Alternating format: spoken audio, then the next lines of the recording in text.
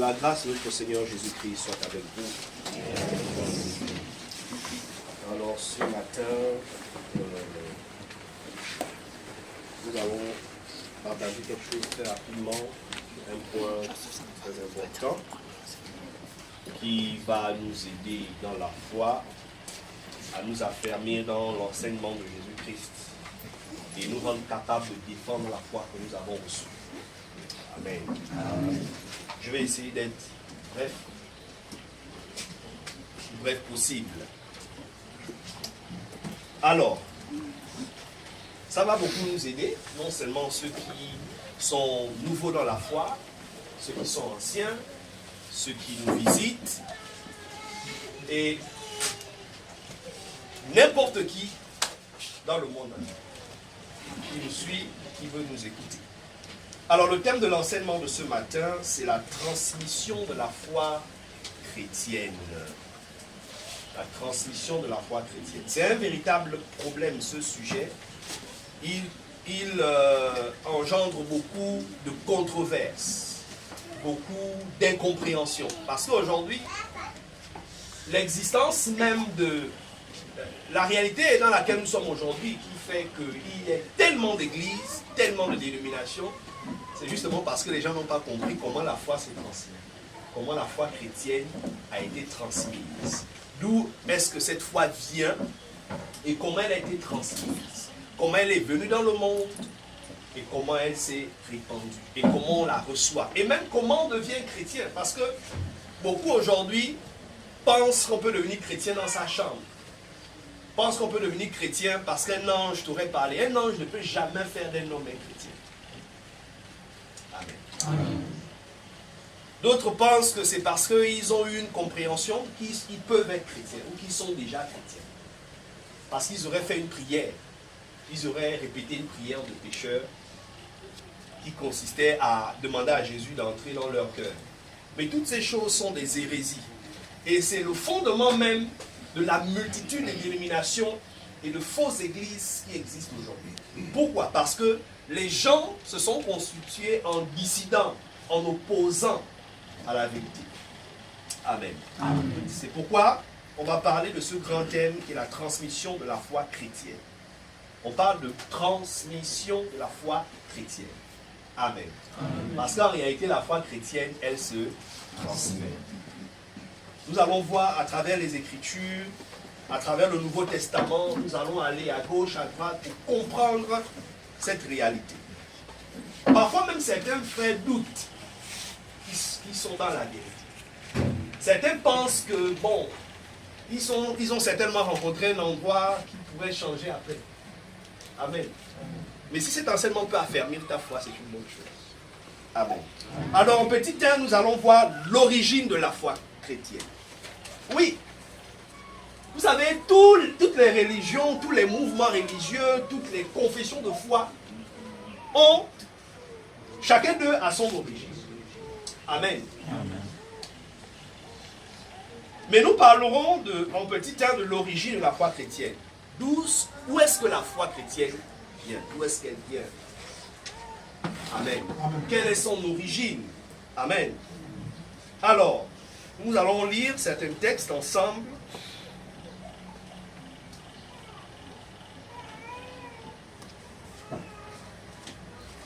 Mais avant, mon petit A, du petit 1, il y a une chose qu'on doit comprendre.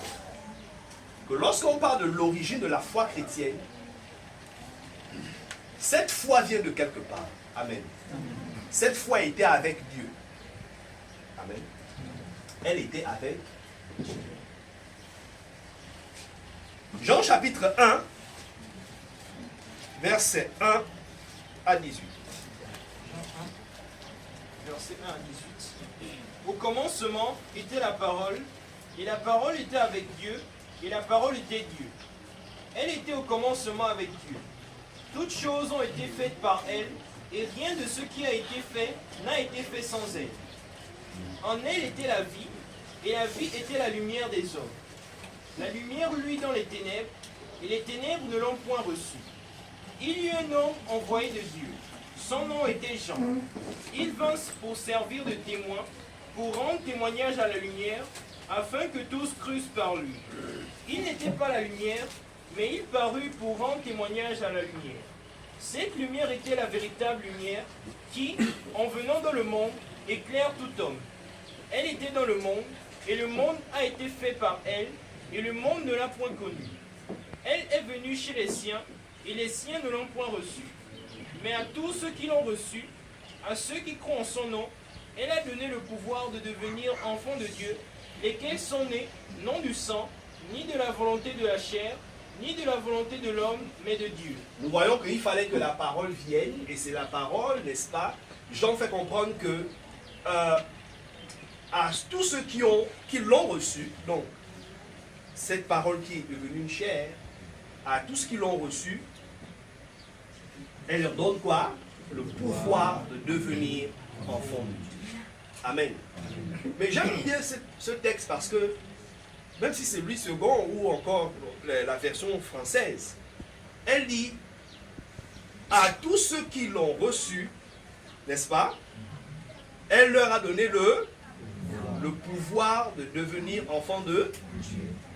Le fait d'avoir reçu la parole. Parce que celui qui reçoit la parole, en réalité, ne devient pas enfant de Dieu.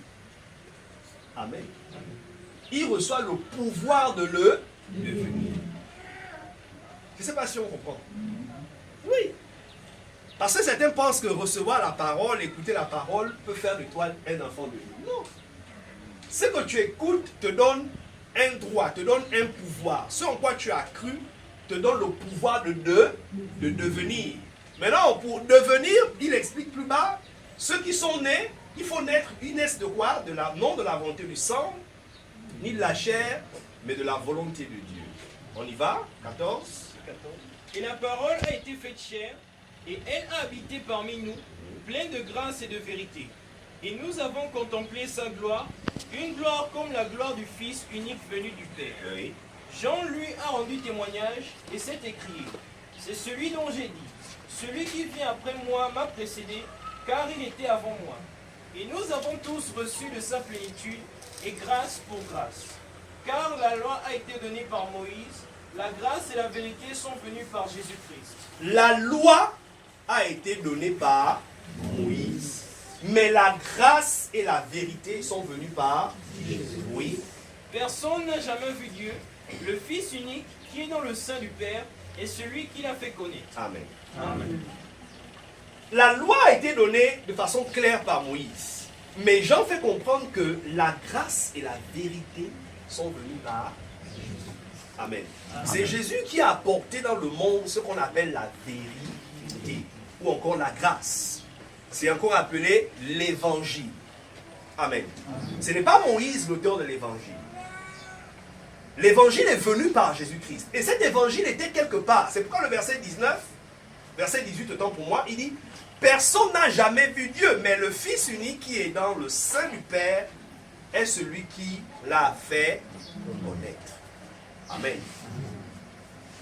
Donc la grâce et la vérité sont venues dans le monde avec Jésus-Christ. C'est pourquoi il est l'auteur même de l'existence de ce qu'on appelle le christianisme, ou encore la foi chrétienne. Amen. Amen. Au chapitre 3 de Jean, du même Jean, le verset 16 à 18. Chapitre 3, Oui. 16 à 18. Car Dieu a tant aimé le monde, qu'il a donné son Fils unique, afin que quiconque croit en lui ne périsse point, mais qu'il ait la vie éternelle. Dieu, en effet, n'a pas envoyé son Fils dans le monde pour qu'il juge le monde, mais pour que le monde soit sauvé par lui. Celui qui croit en lui n'est point jugé, mais celui qui ne croit pas est déjà jugé, parce qu'il n'a pas cru au nom du Fils unique de Dieu. Amen. Et celui qui a envoyé le Christ, c'est Dieu. C'est Dieu qui a disposé Jésus-Christ pour le salut de l'humanité. Amen. Donc Jésus vient de quelque part. Il n'est pas venu de lui-même. La vérité et la grâce, sinon l'évangile qu'il a apporté dans le monde, c'est parce qu'il a été envoyé. Amen. C'est Dieu qui l'a disposé pour l'homme. C'est Dieu qui l'a disposé pour l'humanité. C'est la raison pour laquelle au chapitre 7 du livre de Jean, à partir du verset 14 à 18, il y a des vérités extraordinaires que Jésus révèle dans ce chapitre, au verset 14. Il dit quelque chose de très important. Chapitre 7, 14 à 18. Vers le milieu de la fête, Jésus monta au temple, et il enseignait. Les Juifs s'étonnaient, disant, « Comment connaît-il les Écritures, lui qui n'a point étudié ?» C'est extraordinaire. On l'écoutait et le peuple était étonné de ce qui sortait de sa bouche. Mais comment il connaît l'Écriture? Comment il arrive à connaître ces choses et à les expliquer avec beaucoup d'exactitude, avec beaucoup d'aliès? Mais en réalité, aujourd'hui, quand on écoute quelqu'un parler, on dit non, c'est tellement ça, c'est un grand théologien. Il a allé à l'école théologique d'Oxford. D'Harvard, je ne sais pas si on fait la théologie à Harvard, mais il doit en avoir quand même une branche. Amen. Non. Jésus explique à la suite comment il fait pour connaître ces choses. En réalité, personne ne peut parler des choses de Dieu, expliquer l'évangile parfaitement et convenablement s'il ne l'a pas reçu quelque part. Amen. Amen. La dextérité qu'avait Jésus-Christ à manipuler les Écritures, à expliquer les choses que l'homme ne comprenait pas ou ne pouvait pas comprendre. C'est parce que oui, au verset 15, verset 16, autant pour moi.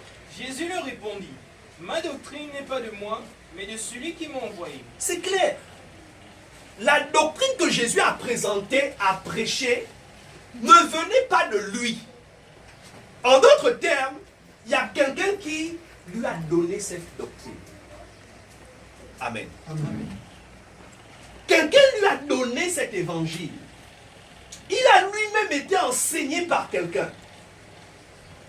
C'est pourquoi à la suite il dit, si quelqu'un veut faire sa volonté, il connaîtra si ma doctrine est de Dieu ou si je parle de mon chef. Celui qui parle de son chef cherche sa propre gloire, mais celui qui cherche la gloire de celui qui l'a envoyé, celui-là est vrai, et il n'y a point de justice en lui. Amen. Amen. Il dit, ma doctrine n'est pas de... C'est pas l'évangile que nous prêchons aujourd'hui, l'évangile de Jésus-Christ, sinon la foi chrétienne même. Son origine, c'est Dieu. Amen. C'est Dieu qui a transmis ce message, cette foi dans la main de Jésus-Christ. Amen. Amen. Et on va voir plus loin qu'en réalité, tout ce que Jésus a pu dire, tout ce qu'il a pu enseigner, étaient des instructions qu'il avait reçues exactement et à la lettre de la bouche de son Père. Amen. Amen. Jésus n'a pas reçu l'évangile quand il est venu dans le monde et puis il a eu une révélation. Non. Avant de venir, son papa lui a dit clairement ce qu'il devait dire. Il savait ce qu'il venait faire dans le monde. Bon, du moins pour ceux qui pensent que Jésus a existé avant de naître. Hein? L'existence de Jésus-Christ ne commence pas quand il sort du ventre de Marie. On est d'accord? Voilà. Il faut qu'on s'accorde là-dessus. Parce que si c'est ça, il sera naturel de dire que tout ce que Jésus sait de Dieu, son Père, c'est à partir de cet instant. Non. Amen. On a bien lu Jean 1, il dit, il était au commencement avec Dieu. Jean chapitre 12. Verset 47. Verset 47. Si quelqu'un entend mes paroles et ne les garde point, ce n'est pas moi qui le juge, car je suis venu non pour juger le monde, mais pour sauver le monde. Celui qui me rejette et qui ne reçoit pas mes paroles à son juge, la parole que j'ai annoncée, c'est elle qui le jugera au dernier jour. Oui, pourquoi celui qui ne reçoit pas Jésus-Christ sera jugé au dernier jour par cette parole? La suite. Car je n'ai point parlé de moi-même. La raison est simple. Rejeter l'évangile de Jésus-Christ, c'est grave. Rejeter l'enseignement de Jésus-Christ, c'est grave. C'est rejeter la foi chrétienne. Et Jésus fait comprendre à la suite la raison pour laquelle, en le rejetant, cela entraîne une condamnation automatiquement. La raison est la suivante. L'évangile ou la foi chrétienne qu'il est venu annoncer et donner aux hommes, ce n'est pas le fruit de sa propre fabrication. Jésus n'a rien conçu. L'évangile qu'il a prêché ne vient pas de lui. Il n'avait pas une sagesse en lui qui pouvait concevoir ce qu'il a prêché. Et il dit à la suite, car je n'ai point parlé de moi-même. Je n'ai point parlé de moi-même. Mais le Père qui m'a envoyé. Le Père qui m'a envoyé. M'a prescrit lui-même ce que je dois dire et annoncer. Il m'a prescrit lui-même ce que je dois dire et annoncer. prescrire, c'est des prescriptions. C'est comme quand tu es malade, tu vois le docteur, il te prescrit une ordonnance. Si tu ne suis pas à la lettre le nombre de doses, comment tu dois boire les médicaments, non seulement tu ne vas pas guérir, mais tu peux mourir. Amen. Parce que tu n'as pas respecté les prescriptions. Le médecin a dit un matin, un soir. Toi, tu prends un matin, non, tu prends deux matins, deux midi, deux soirs. Tu vas mourir. Parce que ce que je dis, je ne l'ai pas parlé de moi-même, mais ce Dieu qui m'a envoyé, il m'a à l'avance, en avance, prescrit ce que je devais dire. Et ce que je devais annoncer. Oui. Et je sais que son commandement est la vie éternelle.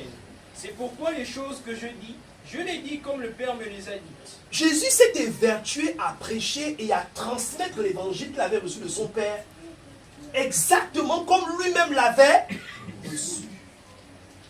Amen. La parole que Jésus a reçue demeure en lui, et cette même parole, il nous l'a transmise. Amen. Et il dit, je sais que son commandement est la vie éternelle. C'est pourquoi les choses qu'il m'a enseignées, je les dis exactement comme il me les a dites. Ça veut dire que s'il changeait un tout petit peu, ça ne pouvait pas produire la vie éternelle. C'est pourquoi quand on parle de la vie éternelle, ça repose sur l'évangile. Si l'évangile que tu as est faux, tu peux parler de Jésus, de tout ce qu'il a fait, et tout ce que tu veux. Tu peux me dire que Jésus est fils de Dieu. Tu n'es pas dans la foi chrétienne. Parce que la foi chrétienne ne souffre d'aucune erreur. Il n'y a pas de faille. Parce que la vie éternelle est contenue dans l'enseignement. C'est l'enseignement qui procure la vie. Même quand on dit je crois en Jésus. Croire en Jésus, ce n'est pas croire à sa figure. Ce n'est pas croire que Jésus est venu dans le monde un jour, il est né d'une femme nom de Marie, que c'est le christianisme qui donne la vie éternelle. Non. La foi en Jésus-Christ, c'est la foi en ce qu'il a prêché. Amen. Amen. Quand nous disons que nous croyons en Jésus, c'est que nous croyons en ses paroles. Amen. Et nous pratiquons ses paroles. Parce que c'est la pratique, la connaissance et la pratique de ces enseignements-là qui procurent la vie éternelle. C'est pourquoi Jean a dit, celui qui va plus loin dans 2 Jean 9, celui qui va plus loin et ne demeure pas dans l'enseignement de Jésus-Christ, il n'a pas Dieu. C'est pourquoi Jésus a dit, c'est pourquoi je me suis évertué de dire les choses exactement comme le Père lui-même me les avait dites. Amen. Parce qu'il sait qu'en faisant de la sorte, en agissant de la sorte, ça va procurer la vie et c'est pourquoi lorsqu'on reçoit un faux enseignement ou un faux évangile, tu peux avoir toutes les sensations du monde. Tu peux parler en langue, tu peux prophétiser, tu peux même lire la Bible, comprendre certaines choses. Mais tu n'es pas chrétien. Tu n'as pas la vie. Amen. Parce que si ce n'est que les miracles, je vous renverrai dans Matthieu 7, 21, où Jésus dit, ce n'est pas tout ce que me dit Seigneur, Seigneur, qui rentreront dans le royaume des cieux, mais ce sont ceux qui font la volonté de mon Père. Plusieurs viendront ce jour-là et me diront, Seigneur, Seigneur, n'ai-je pas chassé de mon ton nom, n'ai-je pas prophétisé en ton nom, n'ai-je pas, prophétisé en ton nom? Je leur dirai ce jour-là ouvertement, arrière de moi, je ne vous ai jamais connu, vous qui commettez l'iniquité. Amen. Donc, la foi chrétienne, elle vient de Dieu et elle a été transmise à Jésus-Christ. Depuis que la foi est venue dans le monde, elle a quitté le ciel, la parole est quittée du ciel pour venir dans le monde, elle a été transmise. Elle était en Dieu. Elle est sortie de lui. Dieu l'a transmise au Christ et le Christ est venu dans le monde avec ce que lui-même avait reçu. Amen. Amen. Ensuite, cette même parole est quittée du Christ pour être transmise au Amen. Donc, elle quitte de Dieu pour le Christ. Et la deuxième étape, c'est des mains de Christ vers les... Amen. Jusque-là, il n'y a pas de révélation. Amen. Jusque-là, je ne vois pas l'intervention d'un ange. Il y a beaucoup de séducteurs dans le monde. Vous savez, la majeure partie des sectes, nous verrons ça à la suite, qui existent dans le monde. Quand vous les écoutez, les églises où ils ont des leaders, non, les fondateurs de certaines dénominations, le plus souvent, vous verrez que c'est des révélations qu'ils ont reçues. Dieu m'a parlé, j'étais dans ma chambre, je vis un ange, et puis il crée sa doctrine. J'étais en train de me laver un ange est venu. J'étais en train de manger au restaurant. Jésus m'est apparu. Amen. Et puis il est devenu chrétien ce jour-là. Mais c'est grave. Amen. C'est pourquoi, allons-y voir. Donc, de Christ aux apôtres, Jean 20, le verset 19 à 22. Jésus savait qu'il avait reçu quelque chose de son Père. Oui, petit b, vous mettez ensuite de Christ aux apôtres. En petit a, c'était elle vient de Dieu et transmise au Christ. On y va, Jean 20. 19 à 22. Oui. Le soir de ce jour, qui était le premier de la semaine, les portes du lieu où se trouvaient les disciples étant fermées à cause de la crainte qu'ils avaient des Juifs, Jésus vint, se présenta au milieu d'eux et leur dit, la paix soit avec vous. Et quand il eut dit cela, il leur montra sa main et son côté. Les disciples furent dans la joie en voyant le Seigneur. Jésus leur dit de nouveau, la paix soit avec vous. Comme le Père m'a envoyé, Comme le Père m'a envoyé, j'ai été envoyé. Personne, vous savez, il y a un vrai problème aujourd'hui dans le christianisme. C'est vraiment un problème grave. Des gens que Dieu n'a jamais envoyés, ils s'envoient eux-mêmes. Jésus dit aux apôtres, il dit, la paix soit avec vous. Comme le Père m'a envoyé, oui, moi aussi je vous envoie. oui. Après ces paroles, il souffla sur eux et leur dit, recevez le Saint-Esprit. Amen. Comme le Père m'a envoyé, moi aussi je vous envoie. Dieu a envoyé le Christ, il lui a donné un message. Et ce même message, Jésus l'a transmis, n'est-ce pas, aux apôtres. Amen. On ne peut pas même prêcher la vérité. Tu ne peux pas prêcher la vérité si on ne t'a pas envoyé.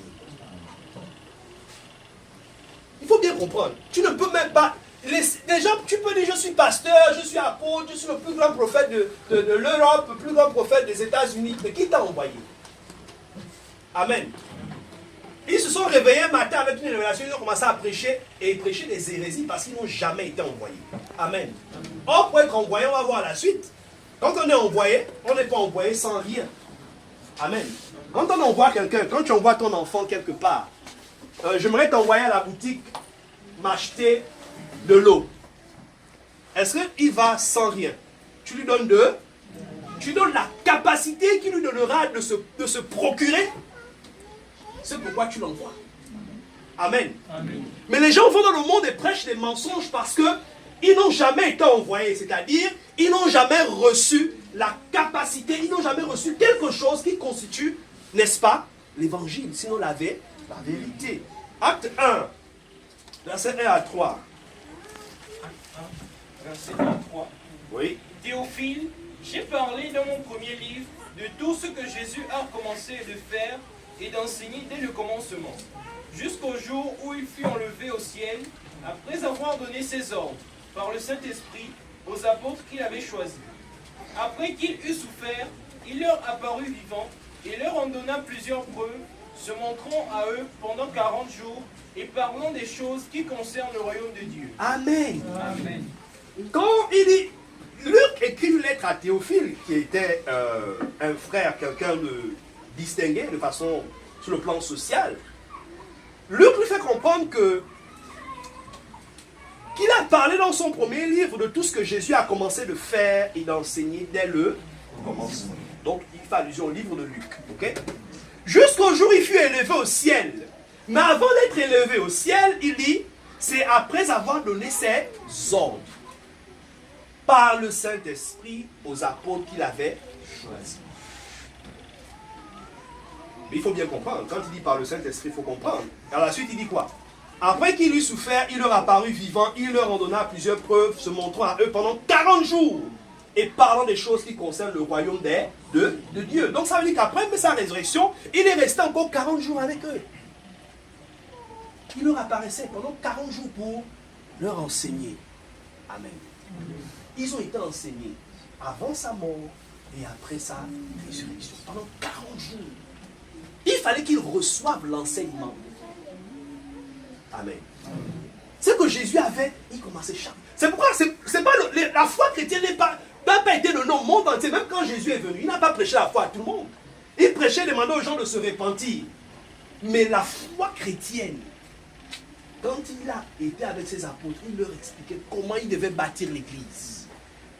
Comment il devait enseigner. C'est pourquoi l'enseignement de Jésus-Christ, pour connaître cet enseignement, nous ne connaissons pas l'enseignement de Jésus-Christ à travers ce qu'il a fait.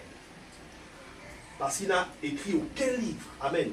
Amen. Mais c'est à travers ce que les apôtres ont reçu. Ils l'ont documenté eux-mêmes dans des livres qu'on appelle aujourd'hui des épîtres. Amen. Amen. On ne peut pas parler de foi chrétienne sans les lettres des apôtres. Amen. Amen.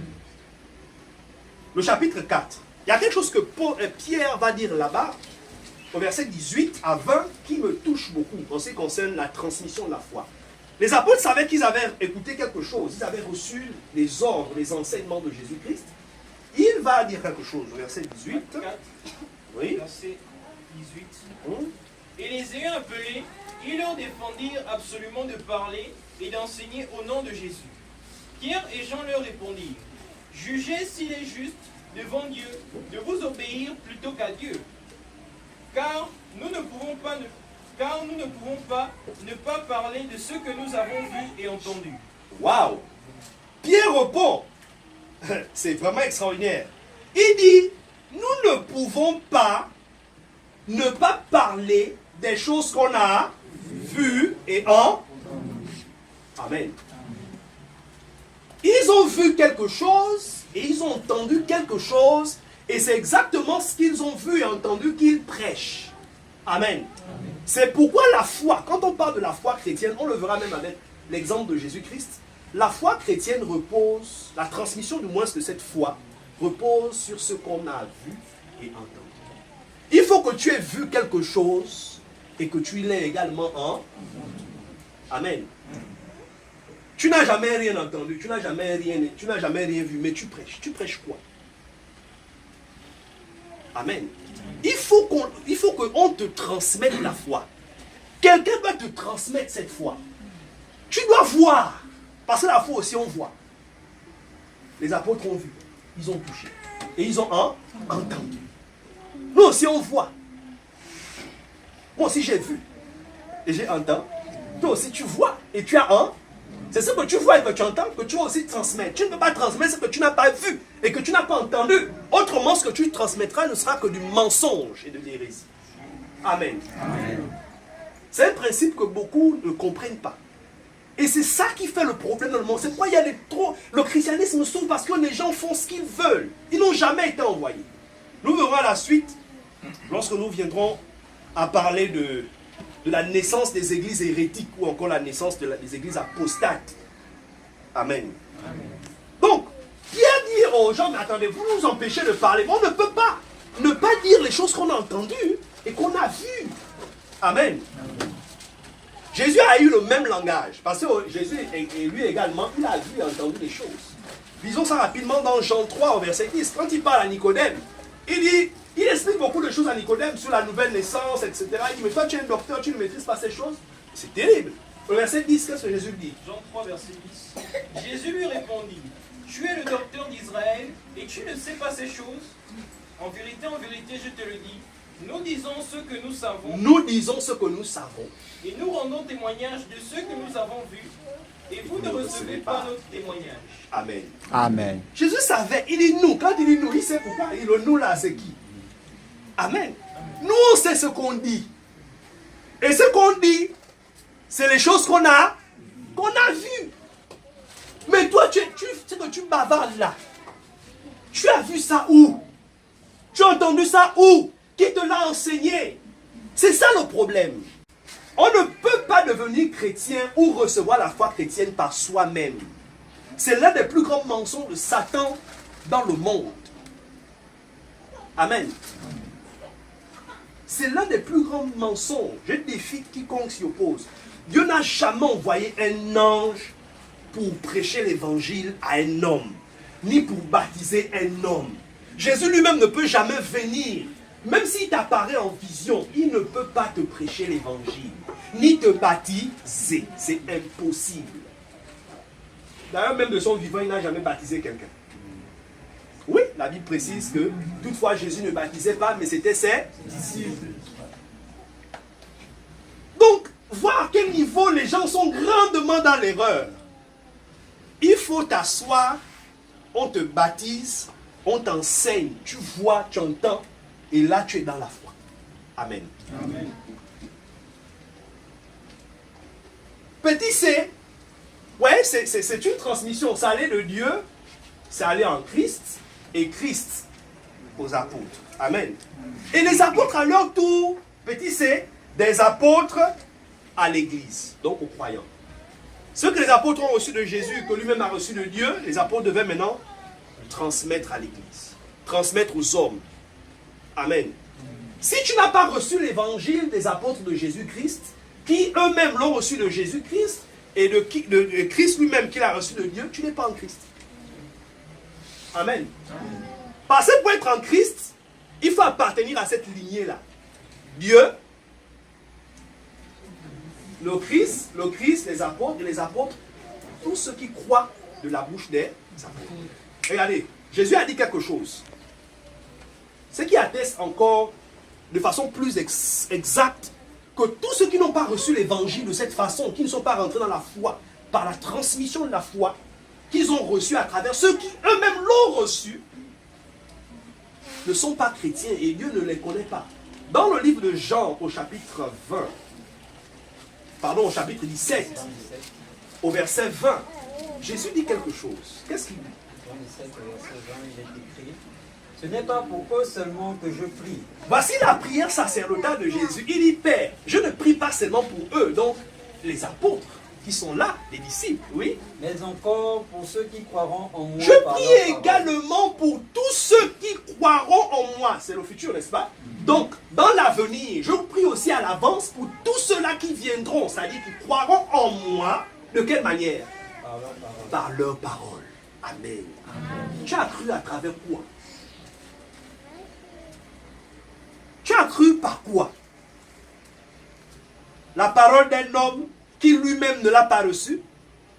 Il dit: je prie pour tous ceux qui croiront en moi par leur, c'est-à-dire la parole des apôtres. La parole de ceux qui l'ont reçu des apôtres. Et à la suite, il dit: afin qu'ils soient un. Comme toi, Père, toi et moi, nous sommes un. Moi en toi et moi en toi, en moi et moi en toi. C'est ça, non? Mais Jésus en même temps explique ce qui fait qu'il soit un avec son Père. C'est la parole qu'il a reçue de son Père. Parce que qu'est-ce qu'il dit?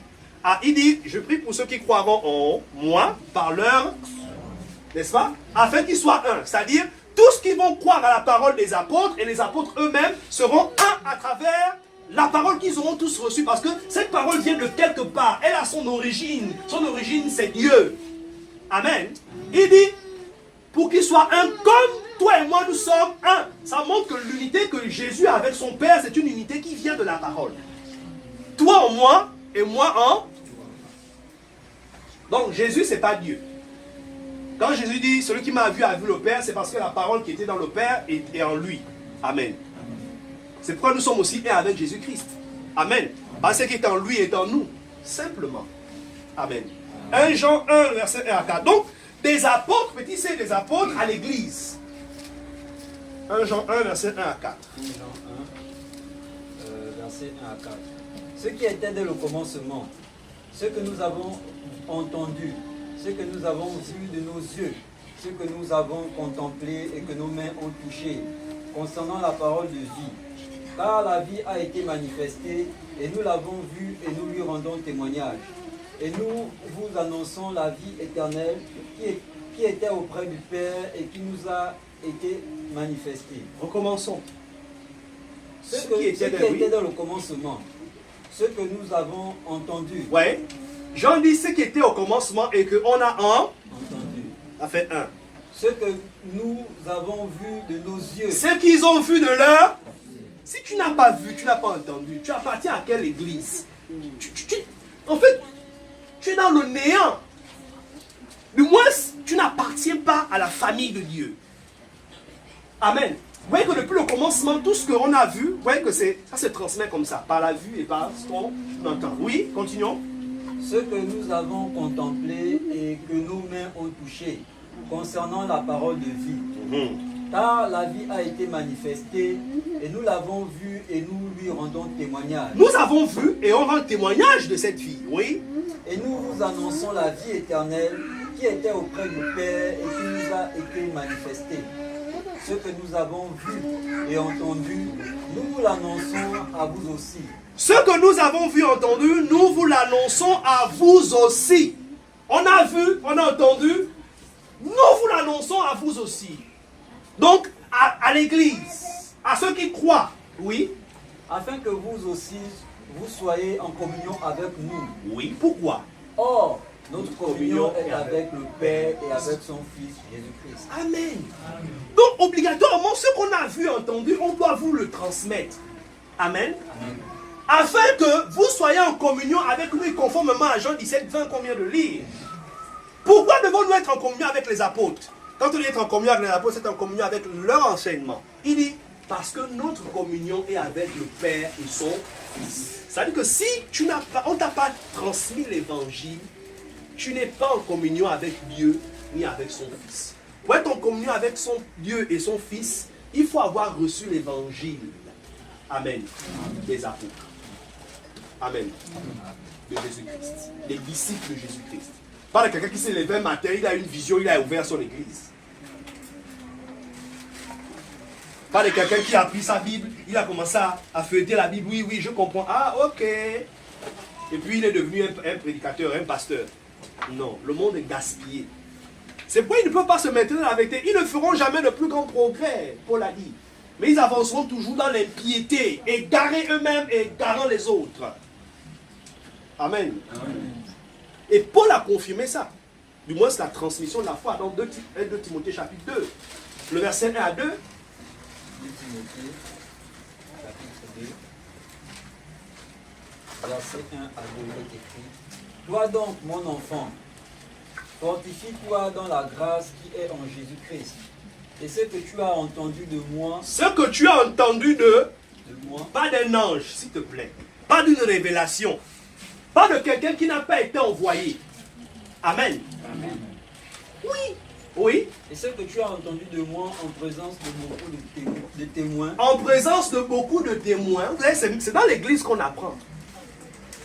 On apprend la foi chrétienne dans l'église. Amen. L'enseignement de Jésus-Christ. Ce n'est pas dans une école théologique. Ce n'est pas dans une école biblique. On ne devient pas pasteur dans une école biblique. Timothée est devenu un prédicateur parce qu'il a écouté la parole de Dieu dans l'assemblée en présence de plusieurs témoins. Amen. Amen. Qu'est-ce qu'il doit faire? Confie-le à des hommes fidèles. Confie également cette parole à des hommes fidèles. Qui soient capables de l'enseigner aussi aux autres. Amen. C'est comme ça que la parole se transmet. La foi se transmet comme ça. Celui qui l'a reçu le transmet à l'autre. L'autre va transmettre à l'autre. Jusqu'à ce que la parole est arrivée jusqu'à nous. Amen. Amen. Même si je dis non, moi je suis baptisé, j'étais baptisé à telle église, j'étais baptisé comme bien moi. Ça, il y a aussi des gens qui se baptisent même seuls. J'ai écouté ça, c'était au Cameroun. Oui, lorsqu'on allait en mission pour l'évangile au Cameroun. C'est pas, c'était terrible.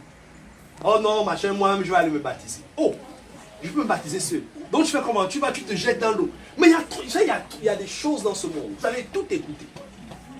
Amen. Amen. Un sorcier, quelqu'un qui n'est jamais devenu chrétien, il va te prendre, il va te baptiser. C'est vraiment grave. Amen. Amen. Donc en petit 2, nous avons vu comment la foi se transmet, d'accord? À travers des exemples, comment elle a quitté Dieu jusque dans l'église. C'est comme ça. Là, il n'y a pas l'intervention d'un ange. Il n'y a pas l'intervention d'une vision. On ne devient pas... Devenir chrétien, c'est pratique. C'est comme une initiation. Ce n'est pas de conversion. C'est pratique. Amen. Petit 2. Comment devenir chrétien ou naître de nouveau par la transmission de la foi pratique. 2 points. Exemple des apôtres et des premiers chrétiens. Comment devenir chrétien ou naître de nouveau par la transmission de la foi pratique. 2 points. Exemple des apôtres et des premiers chrétiens.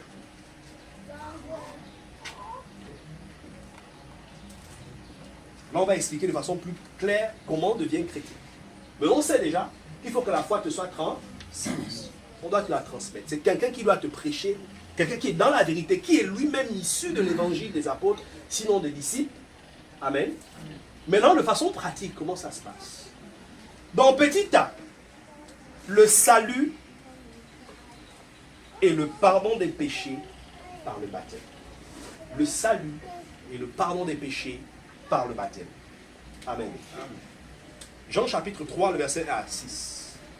Beaucoup de personnes pensent qu'on peut devenir chrétien sans être baptisé. Mais l'évangile est clair. On obtient le salut et le pardon de nos péchés à travers le baptême. C'est justement à travers ça qu'on est de. Allons-y lire ce que Jésus dit à Nicodème au chapitre 3. Mais il y eut un homme d'entre les pharisiens, nommé Nicodème, un chef des Juifs, qui vint auprès de Jésus de nuit et lui dit, Rabbi, nous savons que tu es un docteur venu de Dieu, car personne ne peut faire ces miracles que tu fais si Dieu n'est avec lui. Jésus lui répondit, en vérité, je te le dis, si un homme ne naît de nouveau, il ne peut voir le royaume de Dieu. Ouais.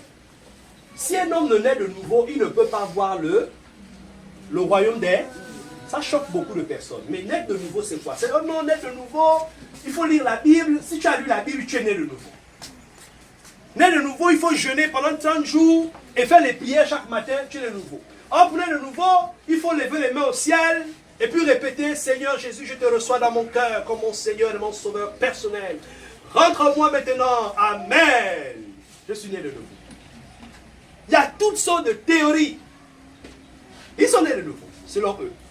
Mais c'est le mépris de l'enseignement de Jésus-Christ. Et ce n'est pas de leur faute, parce que tu ne peux pas donner ce que tu n'as pas reçu. Jean a dit clairement, le Baptiste, un homme ne peut recevoir que ce qui lui a été donné. Non. On ne t'a rien donné, tu ne peux rien donner. Oui. Nicodème lui dit, comment un homme peut-il naître quand il est vieux? Très bonne question. Peut-il rentrer dans le sein de sa mère et naître? Jésus répondit, en vérité, je te le dis, si un homme ne naît d'eau et d'esprit, il ne peut entrer dans le royaume de Dieu. Ah, Jésus explique ce que c'est que naître de nouveau. Il dit, il faut qu'un homme naisse d'eau et d'esprit. Amen. Il faut naître d'eau. On doit te baptiser.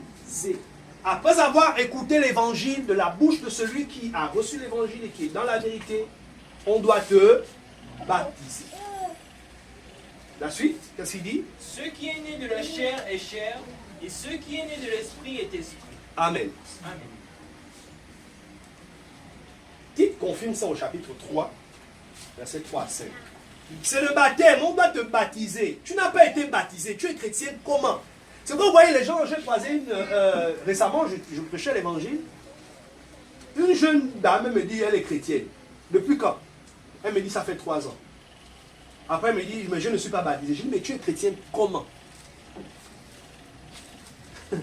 C'est pourquoi, vous savez, dans le monde, les gens font du recrutement plutôt que de la conversion. On recrute les gens dans les assemblées, mais ce ne sont pas les assemblées de Dieu. Amen. Personne ne peut intégrer l'assemblée de Dieu avant le baptême. Ça n'a jamais été fait. Et j'en reviendrai. Oui? Chapitre 2, chapitre 3. Verset 3 à 5. Verset 3 à 5 est écrit. Car nous aussi nous étions autrefois insensés, désobéissants, égarés, asservis à toute espèce de convoitise et de volupté, vivant dans la méchanceté et dans l'envie, dignes d'être haïs et nous haïssant les uns les autres. Mais lorsque la bonté de Dieu, notre Sauveur, son amour pour les hommes a été manifesté, il nous a sauvés, non à cause des œuvres de justice que nous aurions faites. Donc Dieu nous a sauvés, non pas à cause des œuvres de justice que nous aurions faites, oui. Mais selon sa miséricorde, par le baptême et la régénération et le renouvellement du Saint-Esprit. Mais à travers quoi? Il nous a sauvés à travers le baptême de la génération, de la régénération et du renouvellement du Saint-Esprit. Amen. C'est ce que Jean a dit. Jean qu'on a lu, chapitre 3. Il faut qu'un homme naisse d'eau et d'air. Amen. Le baptême de la régénération et le renouvellement du Saint-Esprit. C'est par là que tu peux être sauvé. Donc Dieu nous a fait miséricorde, nous a sauvés à travers le baptême. Mais tu n'es pas baptisé, tu dis que tu es chrétien. Et même d'ailleurs, si tu as été baptisé, qui t'a baptisé? Amen.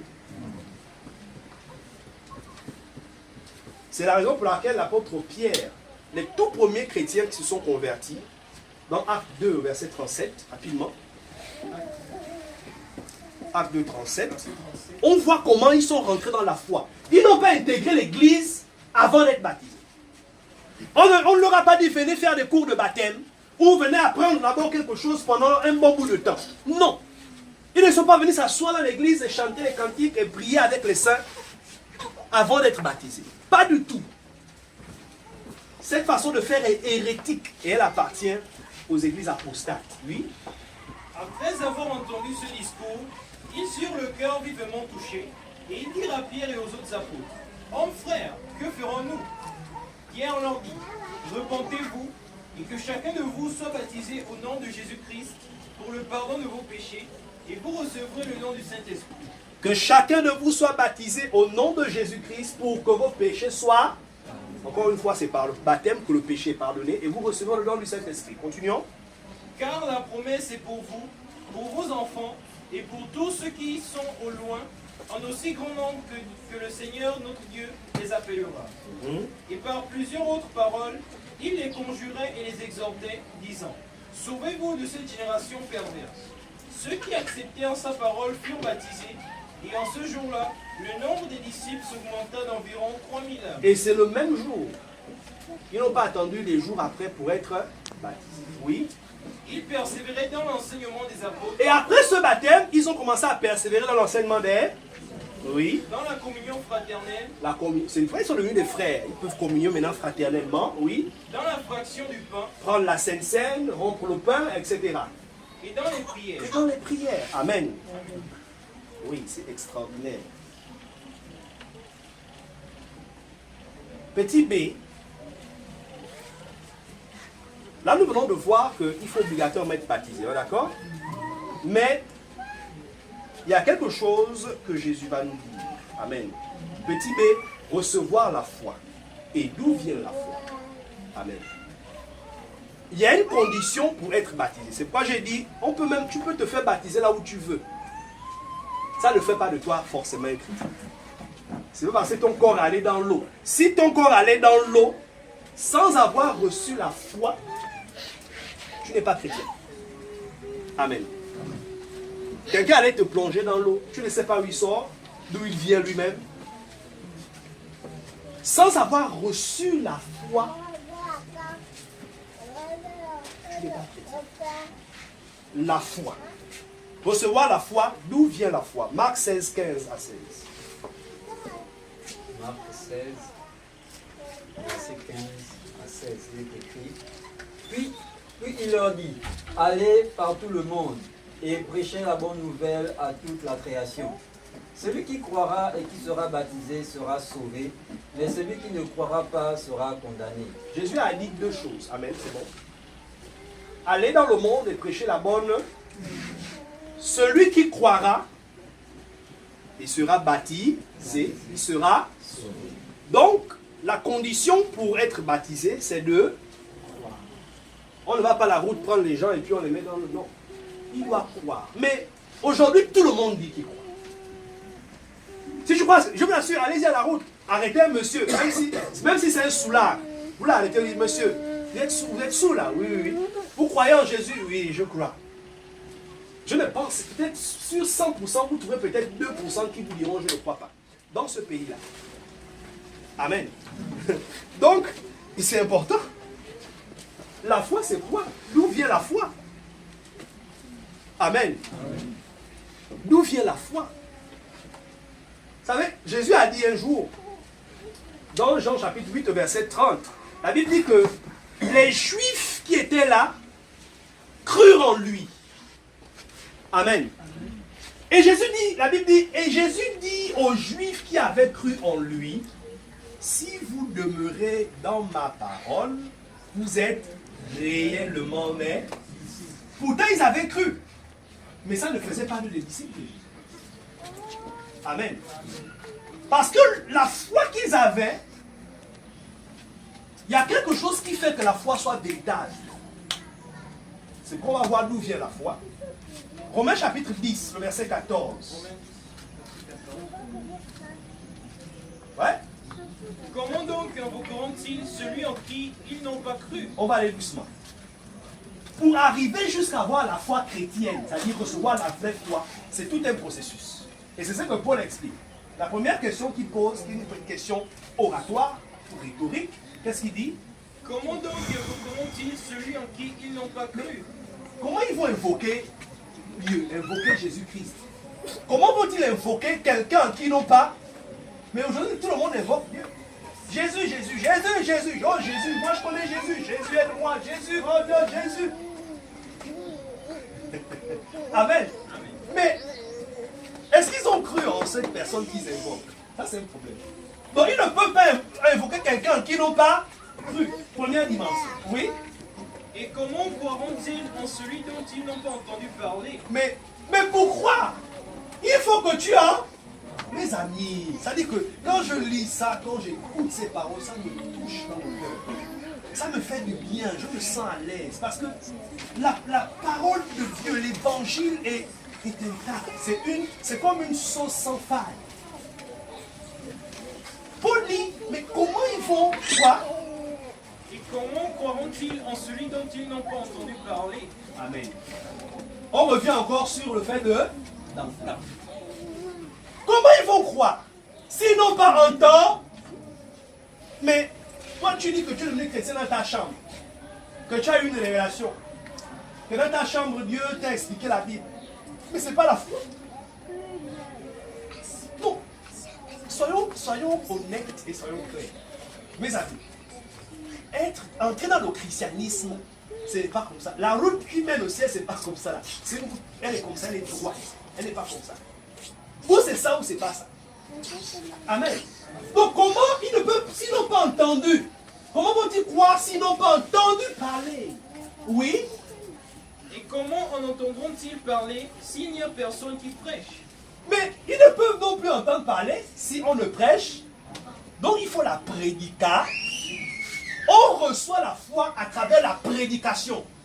Mais aujourd'hui, les gens deviennent chrétiens par des cantiques. Il va dans un concert des Américains.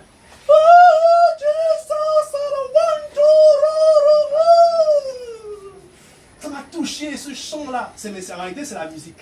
C'est les instruments. Vous savez, l'homme est tellement émotionnel. Quand il y a un son de musique qui passe, un son de piano, avec une très belle mélodie, ça crée certaines sensations. Vous pouvez même pleurer. C'est pas vrai, les gens pleuraient dans les nations, ils pleurent. Oh, je suis péché, je vais mourir pour toi. Mais dès qu'ils sortent, ils retournent forniquer, commettre l'adultère, voler. Parce que ce qui s'est passé à cet instant, ce n'est pas le travail de la parole ou de la prédication. C'est la chair qui s'est mise en œuvre. La chair s'est mise en œuvre. C'est pourquoi il dit qu'il faut la prédica. Mais les anges ne prêchent pas. Mes amis, il faut comprendre ça. Les anges ne prêchent pas. Jésus, depuis qu'il est monté au ciel, il ne prêche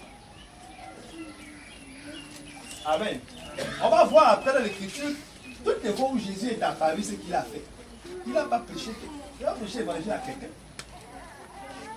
Oui, donc, s'il faut des prédicateurs, mais ce n'est pas n'importe quel prédicateur. Oui, continuons. Et comment y aura-t-il des prédicateurs s'ils ne sont pas envoyés? Oh là là, j'aime la partie là.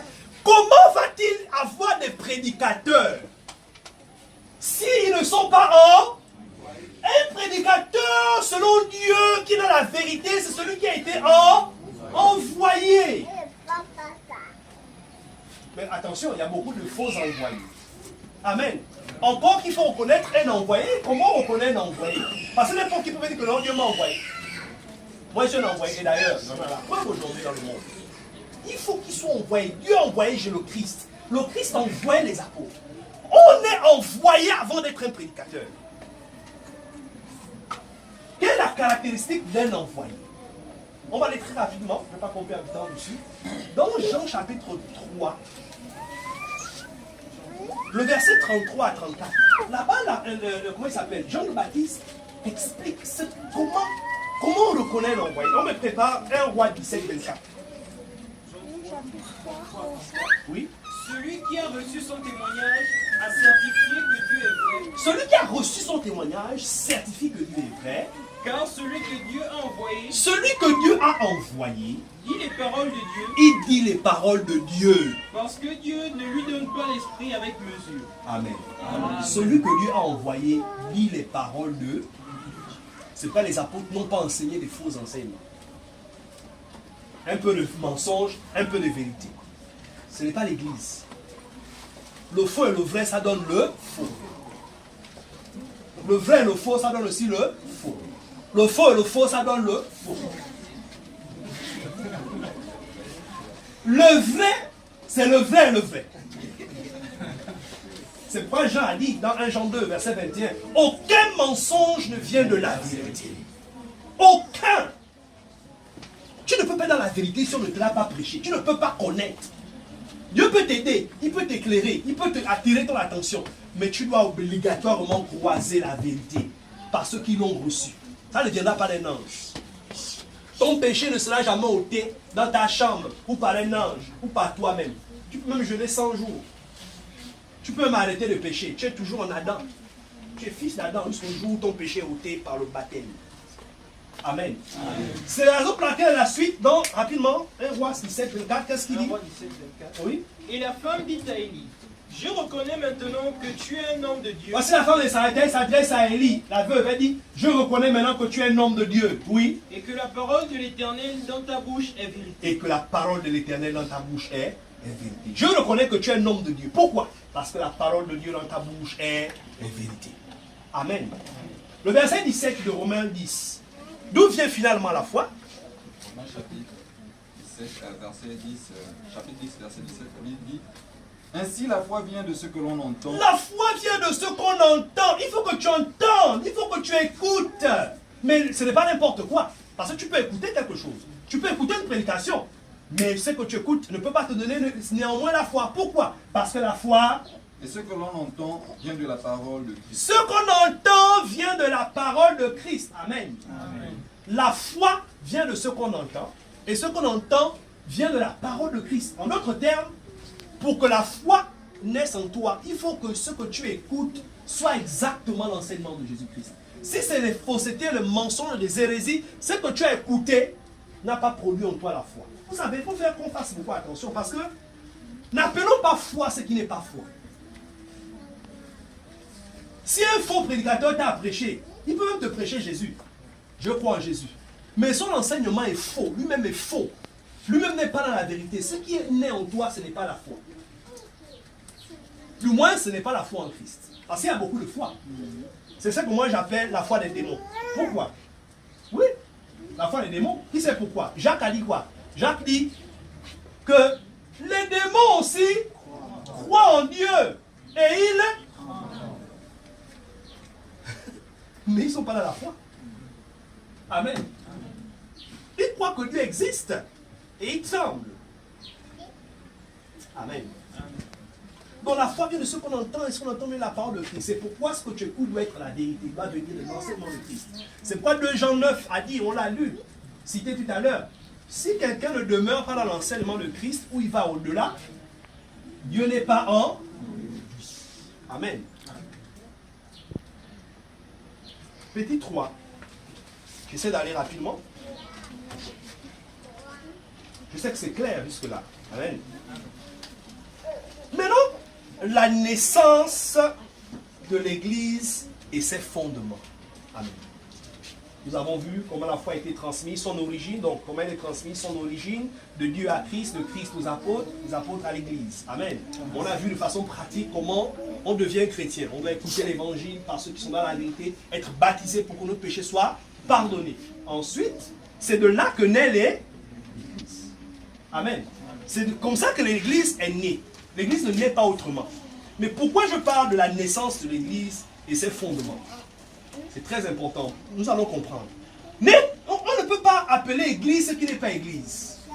L'Église ne se limite pas à un rassemblement des individus qui prient Jésus. ou qui prient Dieu. Non, c'est pas ça. C'est pas ça la signification de l'église. Amen. Les gens prient Dieu, ils prient Jésus. Ils peuvent même se sanctifier, mais ce n'est pas l'église. Ils peuvent vivre à la sainteté, mais ce n'est pas l'église. Parce que je peux même quitter le christianisme. Si on va dans le bouddhisme, il y a des gens saints là-bas. Ils ne volent pas, ils ne louent. Non, il est même d'une sainteté, même, j'ai envie de dire, même incomparable. Mais ce n'est pas ça qui fait de quelqu'un chrétien. Amen. Matthieu chapitre 16. Voyons comment l'église naît. Oui, verset 13 à 18, rapidement. Jésus étant arrivé dans le territoire de Césarée de Philippe, demanda à ses disciples, qui dit-on que je suis, moi le Fils de l'homme? Ils répondirent, les uns disent que tu es Jean-Baptiste, les autres Élie, les autres Jérémie, ou l'un des prophètes. Et vous, leur dit-il, qui dites-vous que je suis? Simon-Pierre répondit, tu es le Christ, le Fils du Dieu vivant.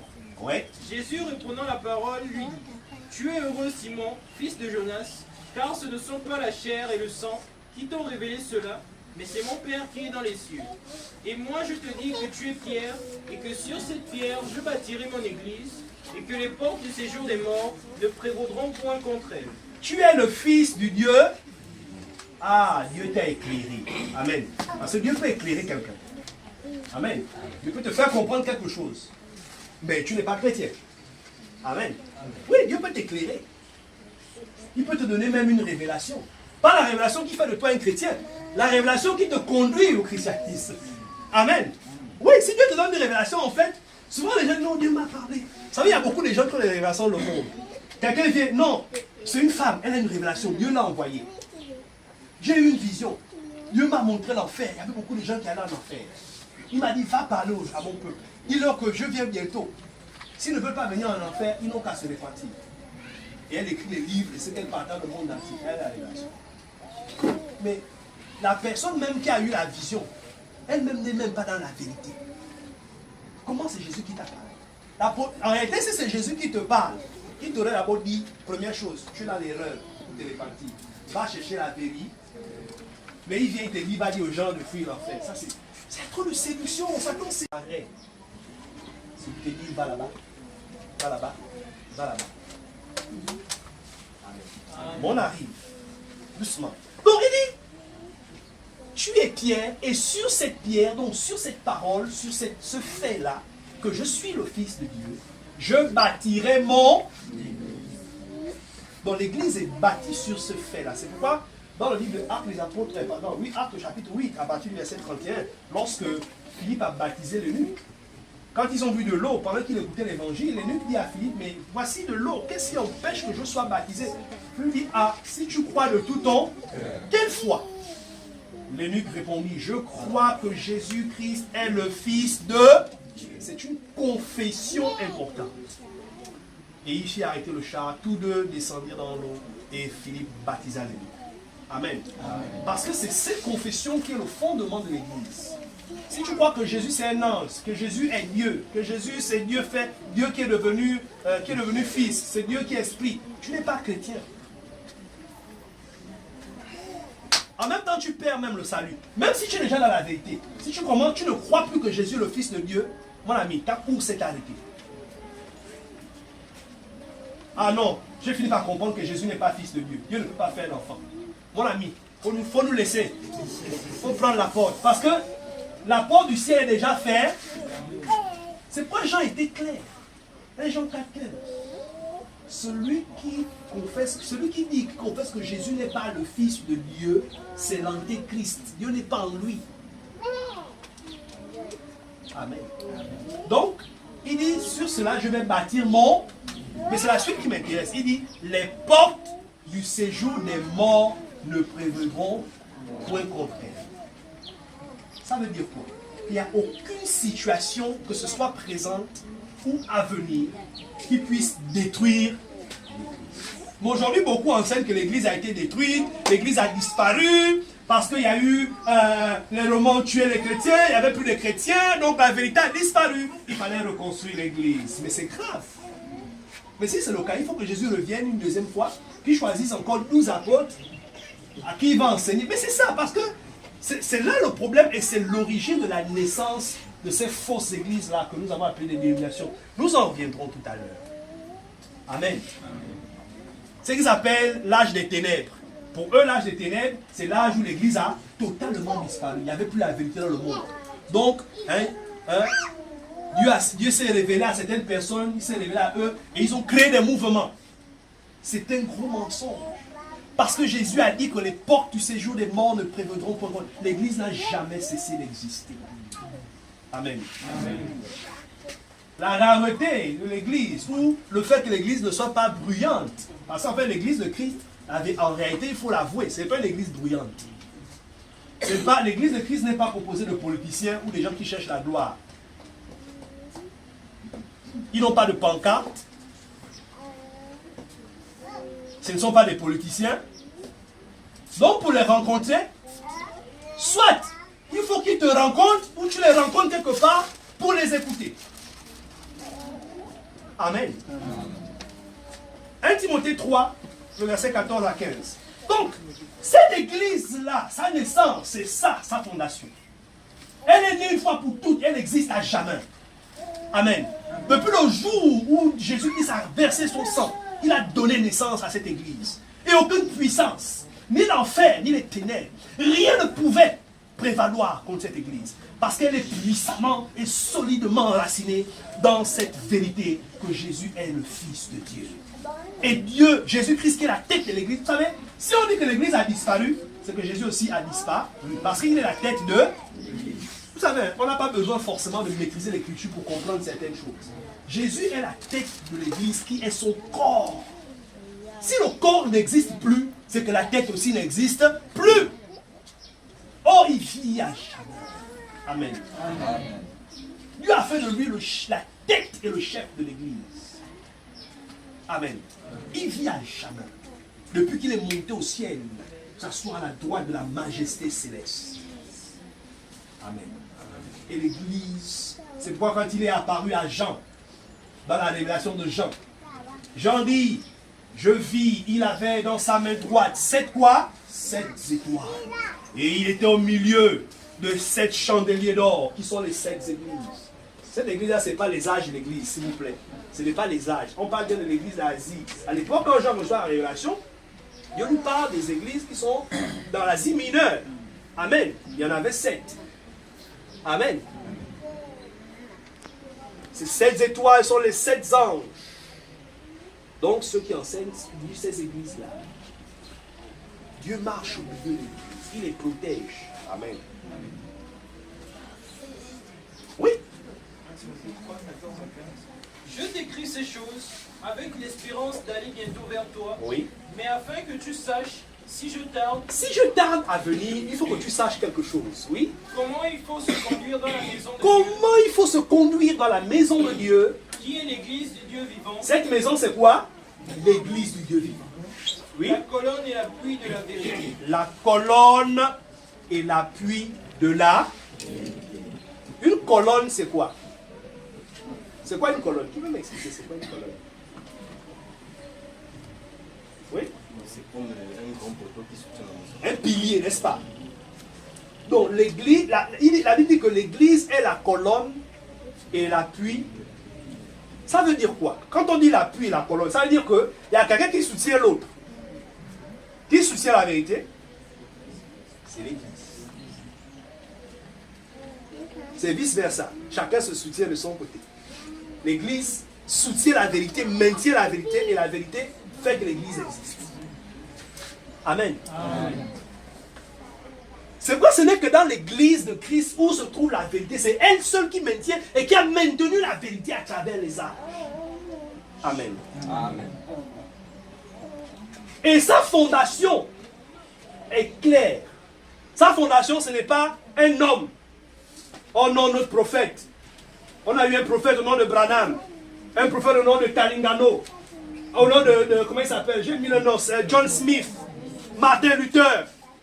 Je ne sais pas, Kimbangi. Tous ces noms-là, c'est des leaders qui ont existé, qui ont bâti des mouvements qu'on appelle des dénominations. Mais l'église de Christ, ce n'est pas ça. Elle a pour seul unique fondateur Jésus-Christ. Elle n'a pas un leader internationale qui est, j'aime le dire, qui a apporté, vous savez, toutes les dénominations, les églises, c'est les gens qui ont apporté une révélation. On Dieu a donné la révélation, c'est lui qui nous a dit, Dieu a donné la révélation, donc qui nous conduit. Non, nous on sait que la seule personne qui a reçu quelque chose de Dieu, c'est Jésus, il nous a donné point barre. Depuis ce jour, ni Pierre, ni Paul, ni Jacques, ni Jean, ils n'ont pas été des chefs de l'église. Ils ont simplement été j'ai envie de dire quoi, des gardiens, des bergers, des enseignants, des conducteurs, eux-mêmes soumis à leur maître. C'est pourquoi dans Éphésiens chapitre 2, verset 20, l'apôtre Paul dit quoi? Vous avez été édifiés sur le fondement des prophètes. Christ lui-même. Amen. Et la pierre. Donc cette église-là a pour fondation l'enseignement des apôtres. Si tu as reçu un autre enseignement que celui des apôtres, tu peux aller en Chine, au Japon, faire tout ce que tu veux. Tu n'es pas chrétien. Tu n'es même pas dans la vérité.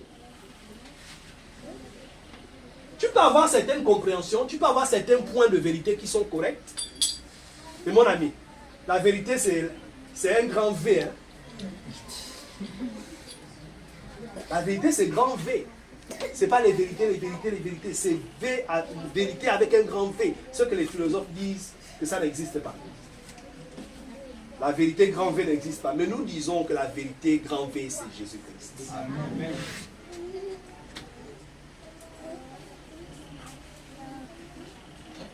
Petit a, on est en train d'aller vers la fin. Nul ne peut devenir chrétien ou recevoir la foi par soi-même ou par révélation sans être baptisé. On l'a vu déjà tout à l'heure, n'est-ce pas? Maintenant, on va prendre quelques exemples. Vous savez, il y a des exemples dans les Écritures qui causent beaucoup de confusion. Amen. D'abord, la conversion de Paul lui-même. Paul, quelque chose va se passer avec Paul. Dans Acte 9, le verset 1. Cependant, Paul n'est pas devenu chrétien lui-même, ou pas. Ce n'est pas Jésus qui a fait de Paul un chrétien. Paul n'est pas né de nouveau par Jésus-Christ. Ou par les mains de Jésus-Christ. Amen. Qu'est-ce qui s'est passé? Regardez. Tous ceux qui reçoivent des révélations doivent avoir une attitude. Sinon ta relation est fausse. Il n'y a rien à dire. Je peux dormir et me réveiller et te redire la même chose. Oui. cependant Saul, respirant encore la menace et le meurtre contre les disciples du Seigneur, se rendit chez le souverain sacrificateur et lui demanda des lettres pour les synagogues de Damas, afin que s'il trouvait des partisans de la nouvelle doctrine, hommes ou femmes, il les amena liés à Jérusalem.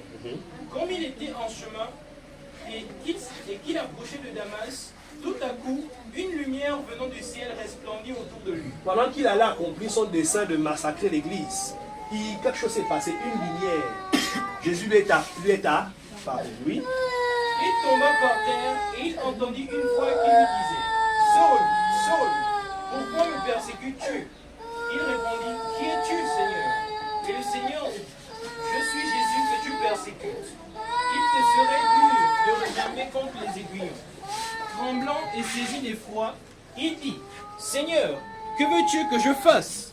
Et le Seigneur lui dit, lève-toi, entre dans la ville, et on te dira ce que tu dois faire. Amen. Amen. Qui es-tu, Seigneur? Je suis Jésus que tu... Seigneur, qu'est-ce que je dois faire? Va quelque part là où il y a l'eau, je vais te baptiser. Ou bien, ouvre la Bible. Exode chapitre... Non! Jésus n'a rien fait de tout ça. Il dit quoi? Va dans la ville, lève-toi, entre dans la ville et on te dira ce que tu dois faire. On doit te dire ce que tu dois faire. Tu ne peux pas faire quelque chose de toi-même. On doit te dire. Amen. Il faut comprendre ça. Entrer dans la foi chrétienne, on doit te dire et te dicter ce que tu dois faire. Ne crée pas ton église. Ne dis pas j'ai reçu une révélation, je vais ouvrir mon église va s'appeler Église de la montagne céleste du feu du torrent. Non! Tu es déjà dans l'erreur. Il faut par contre aller dans la ville. Il faut aller chercher le disciple de Jésus-Christ, celui qui a déjà reçu l'évangile, va le chercher. Et forcément, si c'est Jésus-Christ qui t'est apparu, il te le dira. Il te dira, tu n'es pas dans la vérité. Va, tu vois le quartier qu'on appelle Belle Peinture. Il y a une montagne comme ça, après une descente. Va là-bas, tu demandes un certain Michel. Il va te dire ce que tu dois faire. Parce que Jésus sait qu'il a déjà envoyé la foi. La foi est déjà dans le monde. La foi a déjà été transmise. Il fallait la chercher chez ceux qui l'ont. C'est eux qui ont le pouvoir de te transmettre cela. Vous savez, je vais vous dire une chose. Quand on lit Matthieu chapitre 19, au verset 27, quand Jésus parle, après les 27 à 28, il dit, allez dans le monde, faites de toutes les nations des disciples. Il dit quoi? Baptisez, n'est-ce pas? Au nom du Père, du Fils et du Saint-Esprit. Ensuite, à observer tout ce que je vous ai. Amen. Donc en fait, que ce soit le baptême au nom de Jésus dans l'eau, le baptême du Saint-Esprit, ce sont les disciples qui doivent vous la comprendre. Amen. Va dans la ville, on te dira ce que tu dois faire. N'est-ce pas? Maintenant, quand on lit la suite, Paul a exécuté, au verset 17 à 20, il est allé dans la ville. Paul ne savait pas. Je vais, on m'a dit d'aller. Est-ce que Jésus a enseigné Paul? Jésus n'a jamais dit à Paul, voici à quoi ressemble la foi chrétienne. Non. Il fallait qu'il entre dans la foi. Oui.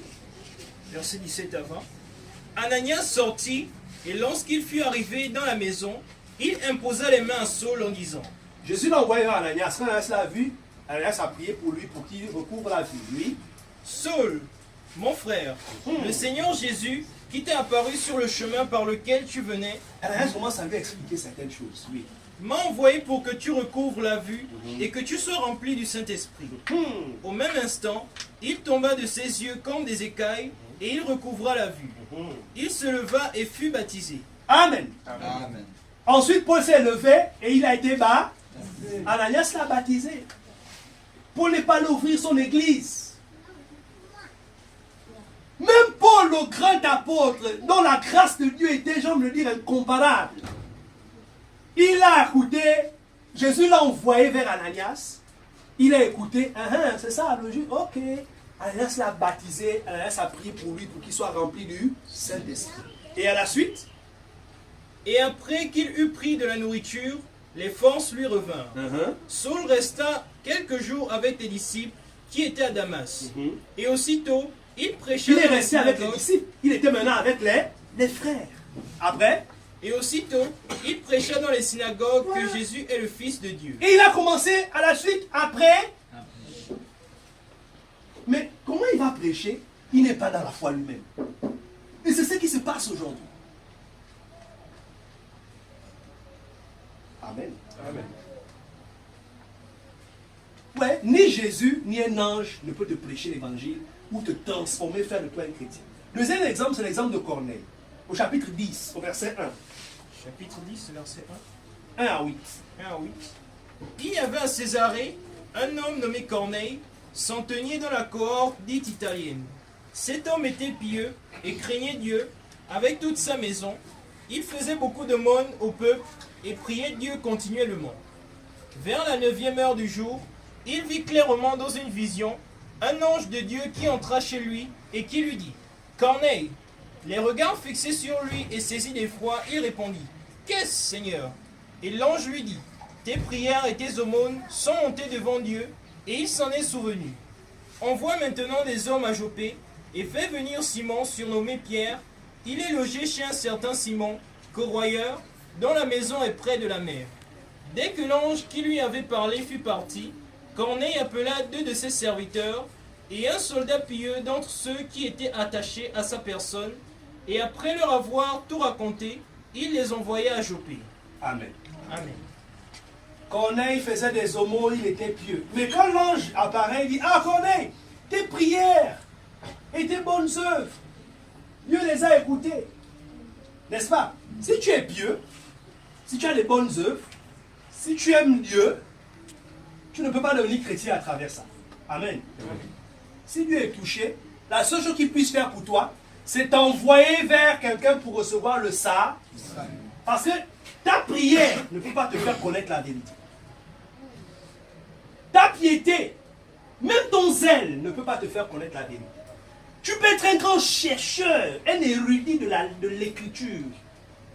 Tu ne peux pas connaître la vérité. Si Dieu a pitié de toi, il va te dire, mon ami, tu as beaucoup jeûné et tu as beaucoup prié, je comprends que tu m'aimes. Toutefois, je ne peux rien pour toi. Va à tel endroit, tu vas croiser quelqu'un qui va te dire ce qui va te sauver. Et c'est ce que Corneille a fait. Donc si quelqu'un vous dit que l'ange m'a prêché, personne ne m'a prêché, c'est un ange. En même temps, sachez que c'est un faux prophète. C'est Jésus lui-même qui m'a enseigné. Et pour l'exemple de Paul, attention, ce n'est que par la suite, après avoir reçu la foi chrétienne, que Jésus a commencé à donner des révélations à Paul sur beaucoup d'autres enseignements. D'accord? Mais la foi chrétienne, il l'a reçue. D'abord, la foi lui a été transmise. Ok? Amen.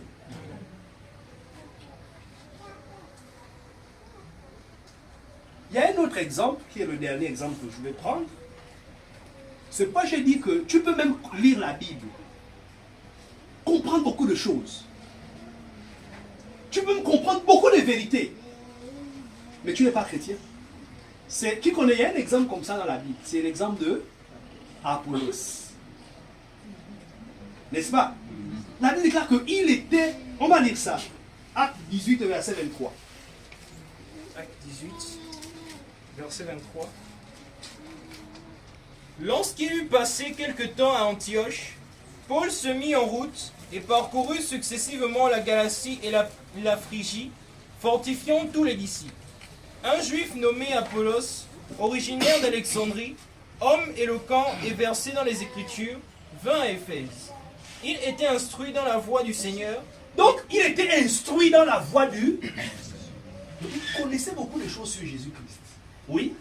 Et fervent d'esprit, il annonçait et enseignait avec exactitude ce qui concerne Jésus, bien qu'il ne connût que le baptême de Jean. Je vais vous expliquer ce que ça veut dire. Il enseignait avec exactitude les choses qui concernent Jésus. Donc quand il parlait de... Vous savez, l'avantage avec ces gens-là, les Juifs, c'est qu'il a été un bon Juif qui est bien instruit dans la lettre de la loi. Il peut s'en sortir pour comprendre ce que les prophètes et la loi disent sur le Messie et l'expliquer correctement. Et c'est ce qu'Apollos faisait, avec exactitude, à travers les prophètes et toutes ces choses. Mais la Bible précise quoi? Il ne connaissait que le baptême de Jean. Il n'était pas chrétien. Peut-être on ne comprend pas. Pour chercher à comprendre, il faut savoir qu'est-ce qu'on appelle le baptême de Jean. Le baptême de Jean, ce n'est pas le baptême en Christ. Ce n'est pas le baptême de Jésus-Christ. Jean-Baptiste, ce n'est pas le même baptême. Pour mieux comprendre ça, allons-y au chapitre 19, au verset 1. Chapitre 19, verset 1. Pendant qu'Apollos était à Corinthe, Paul, après avoir parcouru les hautes provinces de l'Asie, arriva à Éphèse. Ayant rencontré quelques disciples, il leur dit: Avez-vous reçu le Saint-Esprit quand vous avez cru? Paul a rencontré quelques disciples à Éphèse et il leur a posé la question: est-ce que vous avez reçu le Saint-Esprit le jour où vous avez cru? Ils lui répondirent: Nous n'avons pas même entendu dire qu'il y a un Saint-Esprit. Il dit: De quel baptême avez-vous donc été baptisé? Mais c'est quel baptême alors? Parce que tu ne peux pas me dire que tu ne connais pas l'Esprit. C'est bizarre. Donc c'est quel baptême que tu as reçu? Parce que Paul était conscient qu'à part le baptême de Jésus-Christ qui donne la vie éternelle, l'accord de pardon des péchés, il y avait un autre baptême qui existait avant la mort de Jésus-Christ. Celui de Jean. Oui. Et ils répondirent du baptême de Jean. Donc ils avaient été baptisés du baptême de Jean comme Apollos. C'est-à-dire avant l'établissement du christianisme, avant l'établissement de la nouvelle alliance. Quand Jésus et ses apôtres étaient là, ils prêchaient la même prédication que Jean. Repentez-vous. Et le baptême qu'ils donnaient aux gens, c'était le baptême de Jean-Baptiste. Vous demandez aux gens de se repentir parce que la foi chrétienne n'était pas encore établie. Parce que Jésus n'était pas encore mort. Parce que le christianisme commence quand il meurt et il revient à la vie. Le christianisme est établi. Amen. Donc Apollos ne connaissait rien de tout ça. C'est pourquoi ces disciples qui ne connaissaient que le baptême de Jean, qu'est-ce que ça veut dire? Oui. Alors Paul dit: Jean a baptisé du baptême de repentance, Le baptême de Jean était le baptême de repentance. disant au peuple de croire en celui qui venait après lui, c'est-à-dire en Jésus. Amen. Ça veut dire que Apollos avait été baptisé du baptême de Jean. Donc, la seule chose qu'il connaissait, c'était la repentance. Il était repenti. Il avait renoncé au péché. Il avait compris qu'il ne devait plus suivre la loi. Il devait par contre chercher à être en Christ. Mais qui va faire entrer Apollos en Christ? Lui-même, non. Il n'avait pas encore été baptisé du baptême qui se fait en Christ. C'est pourquoi même ces disciples-là qui avaient été baptisés du baptême de Jean, qui ne connaissaient pas le baptême qui est en Christ pour le pardon des péchés, après que Paul ait eu parlé avec eux, qu'est-ce qu'il y a à la suite? Sur ces paroles, Ils furent baptisés au nom du Seigneur furent Jésus. baptisés au nom du Seigneur Jésus-Christ. Pourtant, ils avaient déjà été baptisés par Jean, donc on les a rebaptisés. Parce que le baptême de Jean ne procurait pas le pardon des péchés, ne faisait pas entrer dans le christianisme. Il fallait que Paul les baptise maintenant du baptême qui est en Christ. Et c'est exactement ce qu'Apollos a reçu. Amen. Oui, il fut baptisé au nom de Jésus-Christ. Ensuite, Lorsque Paul leur eut imposé les mains, le Saint-Esprit vint sur eux, et ils parlaient en langue et prophétisaient. Amen. Il les a baptisés, ensuite il a prié pour eux pour qu'ils reçoivent le Saint. Et là ils sont devenus des chrétiens. C'était des disciples parce qu'ils avaient suivi Jean-Baptiste. Ils ont été baptisés. Amen. Ils avaient cru au Messie, mais ils n'étaient pas chrétiens. C'est la raison pour laquelle quand on repart dans l'histoire d'Apollos, qu'est-ce qui se passe à la suite? Verset 26. Il se mit à parler librement dans la synagogue. Aquilas et Priscille, un merveilleux couple chrétien. l'ayant entendu, le prirent avec eux. Ils l'ont écouté, non, ce type-là, il a de l'avenir. Ils l'ont pris. Viens. Oui. Et lui exposèrent plus exactement Ils ont commencé à expliquer à Apollos plus exactement. la voix de Dieu. Oh my God! Ils ont expliqué à Apollos plus exactement la voix de Dieu. Parce que Apollos ne connaissait pas avec exactitude la voix de Dieu. C'est-à-dire qu'il veut que les hommes entrent en Christ. Amen. Donc tu peux être un grand connaisseur de la lèvre, mais tu n'es pas chrétien. Il fallait que Apollos soit baptisé en Christ. Il fallait qu'on lui explique la foi. La foi chrétienne s'explique. Si on ne te l'a pas expliqué, tu tournes en rond. Tu vas courir en vain. À la fin, le Seigneur te dira, moi je ne te connais pas. Attends, toutes les révélations que j'avais là, les compréhensions que tu m'as données, mais qui t'a donné ça? Tu es rentré en Christ quand? Quand? Amen.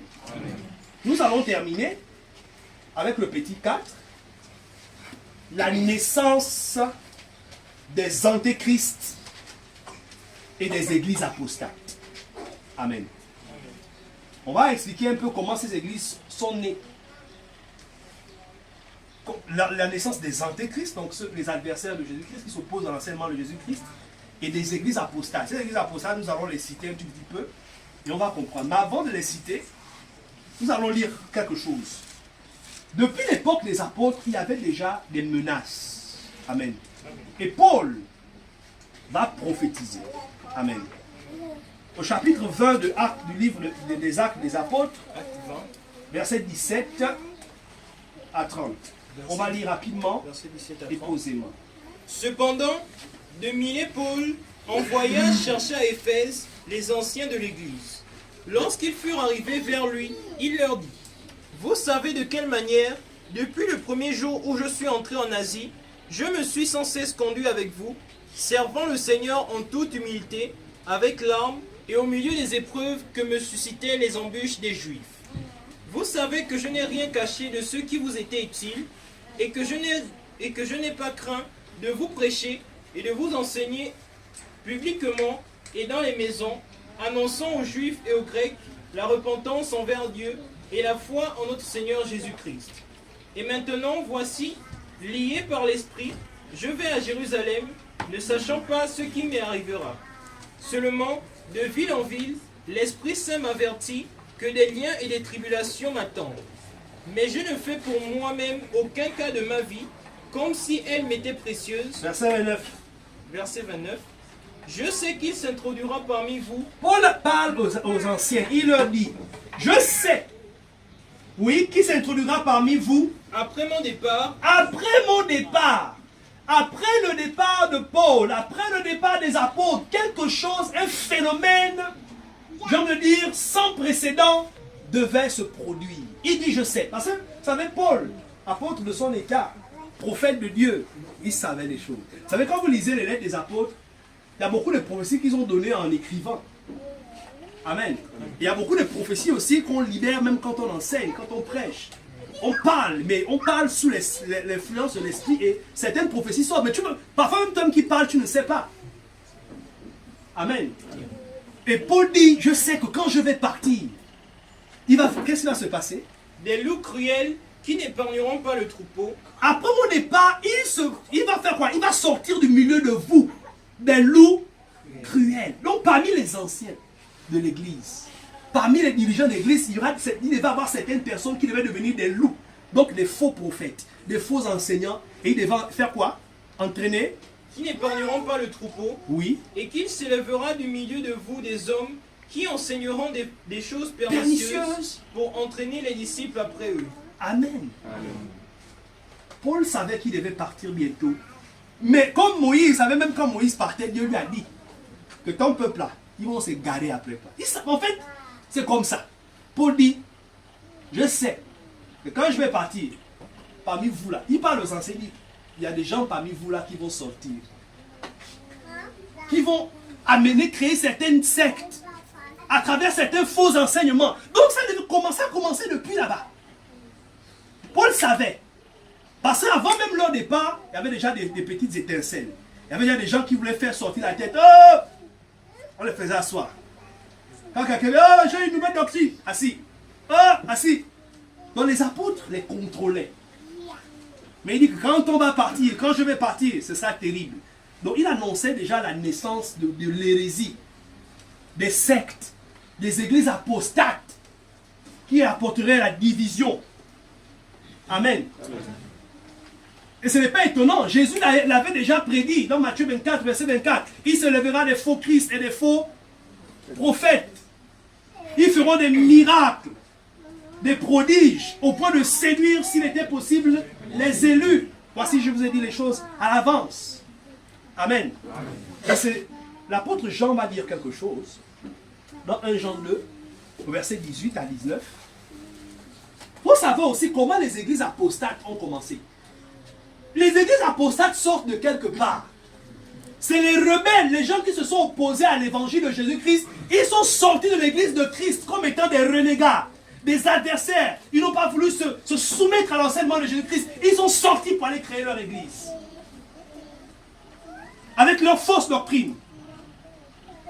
Ça a commencé même depuis, vous savez, quand on a organisé la conférence de Jérusalem dans Actes des Apôtres chapitre 15. Il y avait déjà des frères qui avaient quitté Jérusalem, donc des frères parmi les circoncis, qui étaient allés dans les nations enseigner des choses terribles. Ils ont bouleversé la foi de beaucoup de personnes. Il a fallu que les apôtres fassent une réunion pour envoyer qui? Silas et Jude, qui devaient aller vers ces frères-là pour les ramener dans la vérité, pour les aider à comprendre la vérité, parce que certains étaient déjà allés. Et Paul, Pierre précise qu'ils n'ont reçu de nous aucun ordre. Ils sont partis, nous ne les avons même pas envoyés. Amen. Amen. Amen. Oui. 1 Jean 2, verset 18 à 19. Petits enfants, c'est la dernière heure, et comme vous avez appris qu'un antéchrist vient, il y a maintenant plusieurs antéchrists. Ils sont maintenant nombreux. On ne peut même plus les compter. Tu manges même avec eux. Tu dors avec eux. Mais on peut manger et dormir avec eux, ce n'est pas un problème. C'est des êtres humains. Hein? Mais tout ce qui est en rapport avec la foi, on ne partage pas. S'il est malade, tu vas l'aider. C'est un antéchrist, c'est vrai. Amen. Il dit, il y a maintenant plusieurs antéchrists, oui. Par là, nous connaissons que c'est la dernière heure. Ils sont sortis du milieu de nous. Ils sont sortis du milieu de nous. Donc ils sont sortis de l'église de Jésus-Christ. Ils étaient là, c'était des frères, des anciens. Après, bon, la chair les a peut-être pris. Bon, nous, vraiment, moi, on est fatigué de vivre comme... Allez, ils sont allés, ils sont sortis. Et ils sont allés. Et en général, quand ils sortent, ils entraînent des gens avec eux. Amen. Mais quand ils vont là, ils vont donner un autre nom. Ils vont donner le nom, par exemple, Église protestante. Pour protester contre l'enseignement de Jésus-Christ. Après, dans le groupe là, il y aura encore des gens, non, Je sens qu'en protestant, c'est pas ça la bonne chose. On va mettre église de l'opposition céleste. Ils vont encore sortir du même groupe. Ils vont s'aller créer. C'est comme ça que ça s'est passé. C'est pourquoi l'apôtre Pierre, dans 2 Pierre chapitre 2, au verset 1, il dit la même chose. Il dit quelque chose. 2 Pierre 2, verset 1. Attends, oui. Il y eut parmi le peuple de faux prophètes, Oui. et il y aura de même parmi vous de faux docteurs qui introduiront des sectes pernicieuses Pernicieuses. et qui, reniant le maître qui les a rachetés, Mhm. attireront sur eux une ruine soudaine. Amen. Il y a eu parmi le peuple des faux prophètes. Il y aura également parmi vous des faux docteurs qui vont faire quoi? Ils vont introduire des sectes pernicieuses et ils vont entraîner plusieurs avec eux. Amen. Solution. Plusieurs vont les suivre dans leur dissolution. Et la voix de la vérité sera calomniée à cause d'eux. Amen. Amen. Voici comment les antéchrists et l'église apostate a commencé. Parce que les frères Pierre aussi, il prophétise, il donne la même prophétie. Il savait. D'abord, c'était pas extraordinaire, Jésus l'avait déjà dit. Amen. Et ces églises apostates sont classées par grands groupes. Amen. La toute première grand mouvement et la plus grande église apostate, qui est la première même, c'est l'église qu'on appelle l'église catholique. Donc le catholicisme. Ce qu'il faut savoir sur le catholicisme, en fait, c'est les Romains, n'est-ce pas? Le catholicisme naît à Rome. Vous savez que les Romains qui colonisaient Israël. Donc, cette église-là est née là, sous le règne de Constantin. Amen. Donc, au 2e ou au 3e siècle, cette église est née. Mais en fait, c'est quoi? Elle est née à travers des dissidents, donc les dissidents de la foi chrétienne. Amen. Ils appellent ça l'église universelle. Voilà. Ensuite, nous avons eu ce qu'on appelle l'église orientale, donc les églises de l'Orient. N'est-ce pas? Donc, parmi ces églises de l'Orient, je cite simplement, ok, en vous donnant certaines informations sur elles. Vous savez qu'ils existent en grands groupes. Nous avons eu les églises nestoriennes, donc ça c'est les églises orientales. Donc, nestorienne, l'église nomophite, les nomophysites et l'église orthodoxe. Donc, toutes ces églises-là que je viens de citer appartiennent à l'église orientale. Donc, le fondateur, c'est qui? Nestorien, Étichès et Dioscore. Voici les fondateurs de ces trois mouvements-là. Comme je vous ai dit que les dénominations, ils ont tous des fondateurs. Ils ont tous des fondateurs. Avec leur doctrine. Maintenant, après, est né ce qu'on appelle le protestantisme. Le protestantisme, c'est quoi? C'est un homme qui était un prêtre dans l'église catholique, donc dans cette église-là, qui est une église dissidente. Il a commencé à lire la Bible et il s'est rendu compte qu'il y avait beaucoup des erreurs dans l'église catholique. Et qu'est-ce qu'il a fait? Il a commencé à rédiger 95 thèses contre l'église catholique. Et c'est de là qu'est né le protestantisme avec Martin Luther. Et après son départ, néanmoins, il y a eu maintenant une autre forme. Du moins, c'est les gens qui ont commencé à suivre de façon exacte son enseignement. Et né ce qu'on appelle l'église luthérienne. Vous voyez bien, ça vient de Luther. Donc c'est lui qui est l'auteur et le père de cette église. Mais vous remarquez, en fait, c'est quoi? C'est des divisions. Martin Luther n'est pas d'accord avec le catholicisme. Il sort, il crée l'église protestante.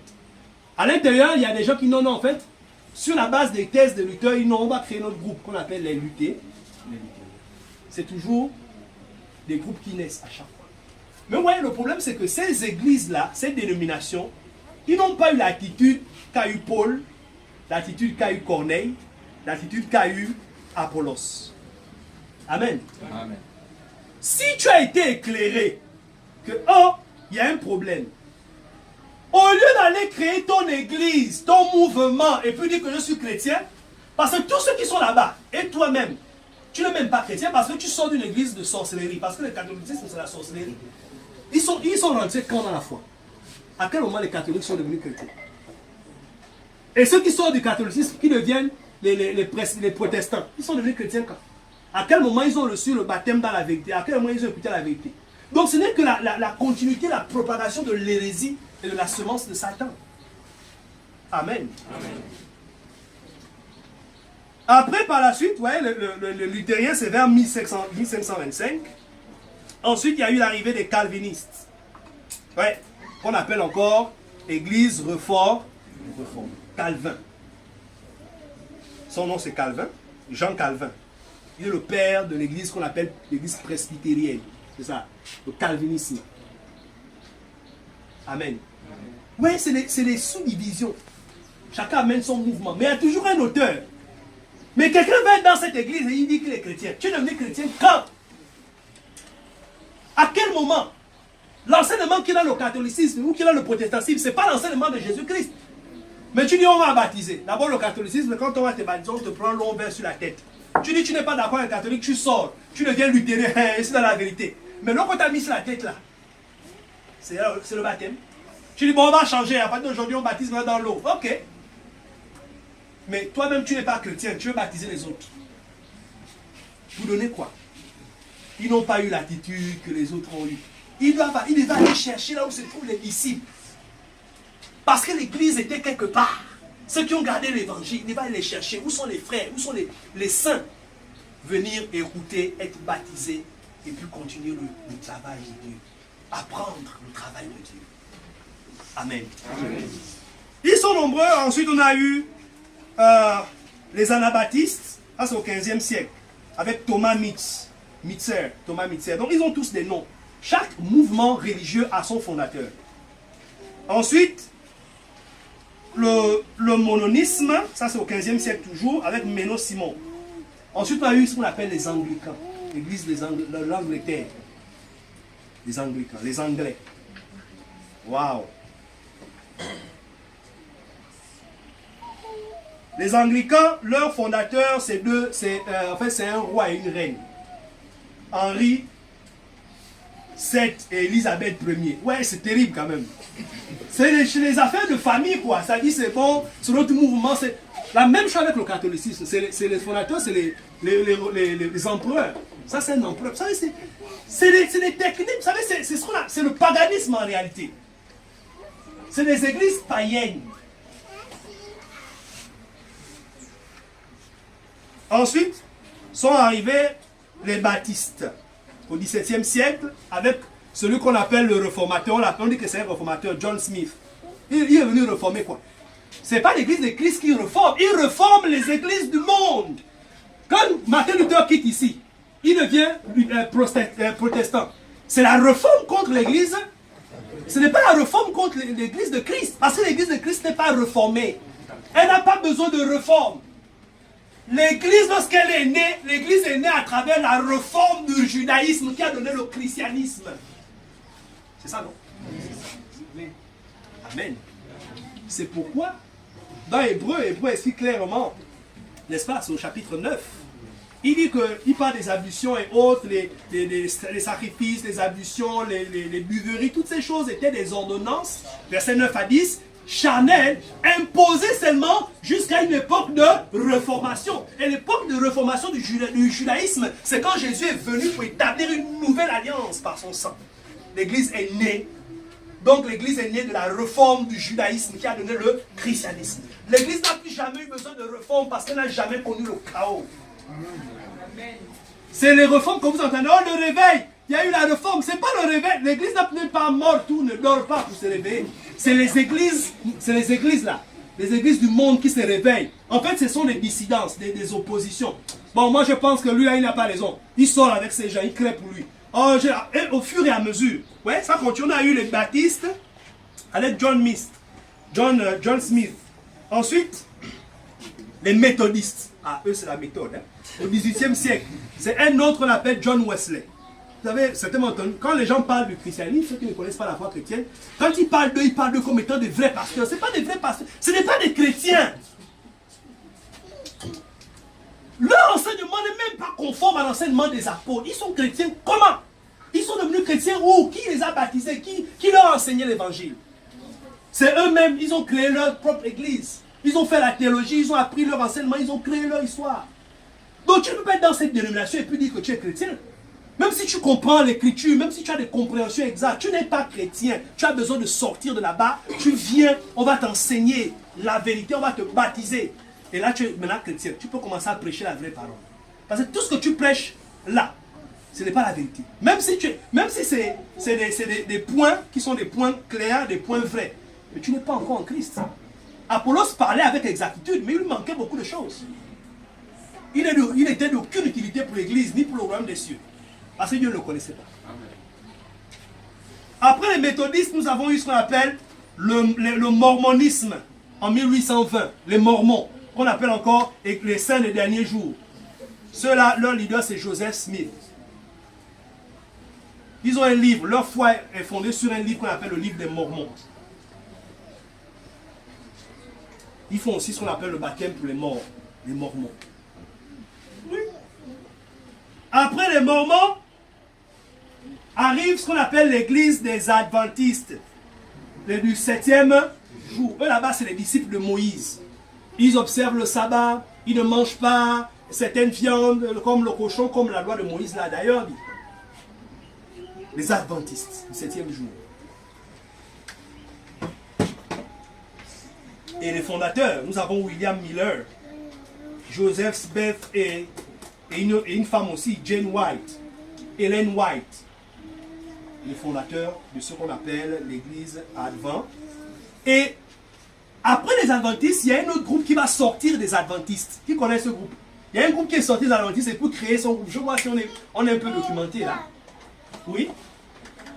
Très bien, les témoins de Jéhovah. Les témoins de Jéhovah, c'est un groupe qui est sorti des groupes adventistes. Après une division, on les appelait avant le groupe de l'étude biblique. C'est faisait appeler comme ça. Ils faisaient les études bibliques. Après, ils ont créé leur groupe. Sous la direction du fameux Charles Taze Russell. Ça, c'est le premier. Ils sont deux. Ensuite, il y a eu Rutherford, J.F. Rutherford, qui a pris le mouvement après. Et les témoins de Jéhovah, ils ont créé leur Bible. Ils ont donné à Dieu le seul unique nom de Jéhovah. Qui ne croit pas l'enfer. Vous voyez que quand on parle de dénomination, c'est ça. C'est division. C'est une queue. C'est une queue. Mais tout ça là, en réalité,